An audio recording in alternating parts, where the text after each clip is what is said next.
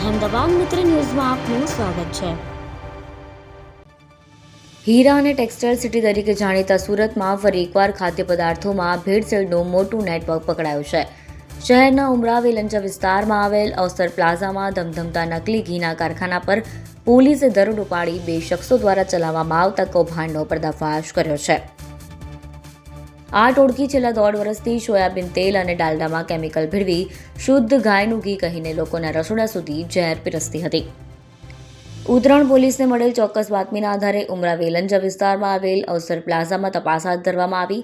તપાસ દરમિયાન પ્લાઝાના પહેલા માળે આવેલ દુકાન નંબર 106 અને 108માં શંકાસ્પદ ગતિવિધિઓ જોવા મળી।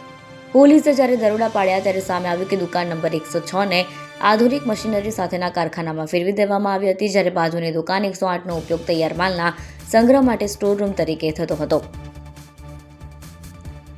પોલીસે દરોડા દરમિયાન કુલ 4,94,940ની કિંમતનો મુદ્દામાલ જપ્ત કર્યો છે, જેમાં 583 લીટર તૈયાર નકલી ઘી કિંમત 3.50 લાખથી વધુ, 2200 નંગ ખાલી અને ભરેલા ડબ્બા, નાની મોટી સાઇઝના મોટા પ્રમાણમાં સોયાબીન તેલ અને ડાલડાના ડબ્બા, પેકિંગ માટેના સાધનો જેવા કે સેલિંગ મશીન, વજન કાંટો, થર્મોમીટર અને ગેસ સિલિન્ડરનો સમાવેશ થાય છે। હાલ પોલીસે આ મામલે જાણવાજોગ દાખલ કરી છે અને જપ્ત કરાયેલ ઘીના નમૂના FSL અને ફૂડ એન્ડ ડ્રગ્સ વિભાગમાં પરીક્ષણ માટે મોકલવાની તજવીજ હાથ ધરી છે। આ નકલી ઘી કયા વેપારીઓને વેચવામાં આવ્યું છે તે અંગે પણ તપાસ તેજ કરવામાં આવી છે। ગ્રાહકોએ બજારમાંથી ઘી ખરીદતી વખતે તેના પેકિંગ, હોલોગ્રામ અને યોગ્ય બિલનો આગ્રહ રાખવો જોઈએ। ખૂબ જ સસ્તા ભાવે મળતું ઘી તમારા સ્વાસ્થ્ય માટે ઘાતક સાબિત થઈ શકે છે।